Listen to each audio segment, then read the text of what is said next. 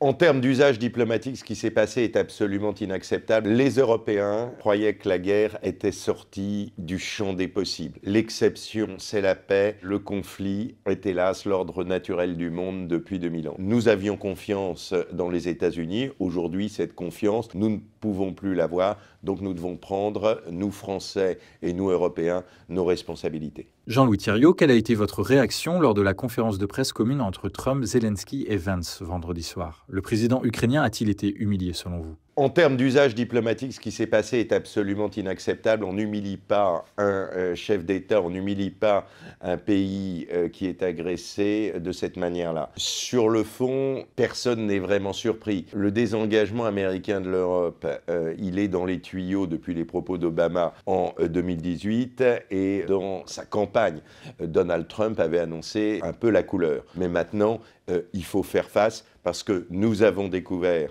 que l'Ukraine était seule avec ses alliés européens et que l'Europe pouvait être seule. Est-ce une trahison, comme le prétend Édouard Philippe sur France Inter ce mardi matin? Il faut sauver ce qui peut l'être de la relation transatlantique. Les Américains sont les alliés de la France, ont des liens particuliers depuis l'indépendance américaine. Donc gardons-nous des mots définitifs et des propos moralisateurs. Cela dit, c'est effectivement un changement de paradigme total. Nous avions confiance dans les États-Unis. Aujourd'hui, cette confiance, nous ne pouvons plus l'avoir, donc nous devons prendre, nous Français et nous Européens, nos responsabilités. Il y avait effectivement des signes avant-coureurs. Pourquoi les Européens ont-ils été aussi attentistes? C'est de l'aveuglement idéologique. Les Européens croyaient que la guerre était sortie du champ des possibles. L'exception, c'est la paix. Le conflit est hélas l'ordre naturel du monde depuis 2000 ans. Donc il y a un aveuglement et une cécité idéologique ou culturelle. Il y a un deuxième point, c'est que en termes de sécurité, c'est confortable d'être à l'abri du parapluie américain. Nous sommes des pays infiniment plus petits. Ça sera toujours plus rassurant de se dire on a un pays de 350 millions d'habitants, la première puissance militaire du monde qui vous protège, que d'être obligé de le faire seul. Par ailleurs, c'est toujours très agréable quand vous avez un modèle, plus ou moins plus en France qu'ailleurs, mais quand vous avez un modèle qui est bâti sur les transferts sociaux, de se dire finalement on paye peu pour notre défense. Donc ces trois facteurs ont contribué au fait que dans un monde de carnivores, l'Europe est restée toujours autant herbivore. Les chefs d'État européens multiplient les sommets ces derniers jours. Concrètement, que faut-il faire? Devons-nous, par exemple, créer un Conseil de sécurité européen? Qu'est-ce qu'il faut construire comme outil? Franchement, je crois que avant de penser aux structures, pensons aux moyens. La défense nationale, elle est de la compétence des États. On meurt pour son drapeau, on meurt pour son pays, on ne mourra pas pour une construction qui n'a pas de réalité charnelle. Ce qu'il faut, c'est renforcer la coopération entre les armées européennes, c'est renforcer les armées européennes, c'est-à-dire dépenser plus, dépenser mieux, dépenser en européen. Et prévoir éventuellement que l'OTAN perde progressivement de sa substance. Il serait stupide de doublonner l'OTAN. Si on constate que l'OTAN est de plus en plus paralysée, ça voudra dire remplacer les officiers américains qui sont à l'OTAN par des officiers européens. En France, le budget de la défense a été porté à 2% du PIB. Doit-on monter à 3,5%, voire plus, comme le souhaite Emmanuel Macron? Avant de réfléchir aux chiffres, il faut savoir ce qu'on veut faire avec notre outil de défense et comment on estime la menace. Le cœur de notre outil de défense, c'est la dissuasion nucléaire. Nous sommes le seul pays européen à disposer de la dissuasion, ça a évidemment un coût. En termes conventionnels, on doit pouvoir jouer toute notre part, évidemment, dans la défense du continent, mais il faut faire très attention à une chose, c'est ne pas se focaliser exclusivement sur la menace qui vient de l'Est. La menace, elle est à 360 degrés.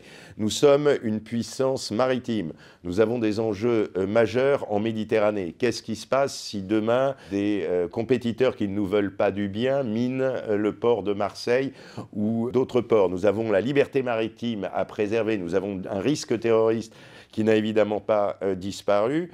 On s'était trop focalisé sur les opérations extérieures, mais ça ne veut pas dire qu'il ne faut plus pouvoir en faire.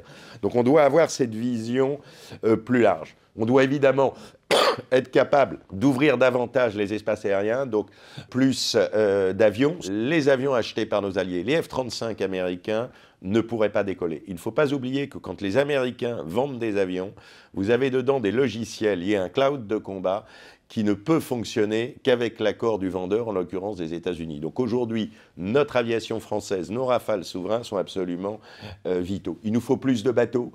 On a 15 frégates de premier rang, ça ne suffit pas. Il faut ouvrir être capable de garantir la protection de nos espaces maritimes et de nos outre-mer. Donc oui, il faut dépenser beaucoup plus pour ça, sans oublier le spatial, sans oublier le cyber et sans oublier toutes les menaces hybrides. Mais Jean-Louis Thiriot, la situation budgétaire française permet-elle cet effort? Ce dont il faut se souvenir, c'est que pendant la guerre froide, nous avons été tout le temps entre 3 et 4%, plus près de 4% que de 3%. Ça n'a pas empêché la croissance, ça y a même contribué parce que l'industrie de défense est un formidable aiguillon technologique à ce que dans le jargon des spécialistes, on appelle un multiplicateur keynésien très fort, c'est-à-dire que quand vous investissez dans la défense, les retours sont plus importants, évidemment, par définition, que quand vous investissez dans de la consommation qui n'est que du fonctionnement. Donc tous ces éléments-là font qu'on doit accélérer la mise en œuvre de la loi de programmation militaire très vite.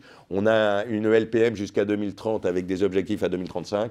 Il faut compacter tout ça. Donc ça veut dire globalement aller probablement vers 3,5 du PIB, peut-être 4. Emmanuel Macron a envisagé la possibilité d'offrir un parapluie nucléaire à nos alliés. Certains l'ont interprété comme une volonté du président de la République de partager la dissuasion nucléaire. Que faut-il faire ? Ce n'est absolument pas ce qu'a dit Emmanuel Macron. C'est vraiment un sujet de démagogie politique et d'agiter les peurs. Les choses sont très claires. La dissuasion nucléaire, la décision d'employer l'arme nucléaire relève du chef de l'État en vertu de la légitimité démocratique qu'il a reçue de son élection au suffrage universel. Ça ne peut pas être partagé. Si c'est un comité Théodule qui doit décider si oui ou non on utilise le feu nucléaire, la dissuasion est paralysée. C'est très clair. En revanche, ça n'empêche pas que cette dissuasion qui protège nos intérêts vitaux puisse offrir une protection à l'Europe, car nos intérêts vitaux ne se limitent pas au territoire national et à l'Hexagone. Dès 1964, dans une instruction aux armées, le général de Gaulle avait expliqué que nos intérêts vitaux pouvaient être concernés par l'Allemagne et le Benelux. Et ça a été redit par la totalité des chefs d'État qui se sont succédés. Vous parliez de la métaphore du parapluie. Quand vous êtes plusieurs sous un même parapluie dans la rue, vous avez plusieurs personnes sous le parapluie, mais un seul qui tient le manche. C'est exactement ça, la dissuasion nucléaire. La France qui tient le manche et d'autres peuvent éventuellement en profiter.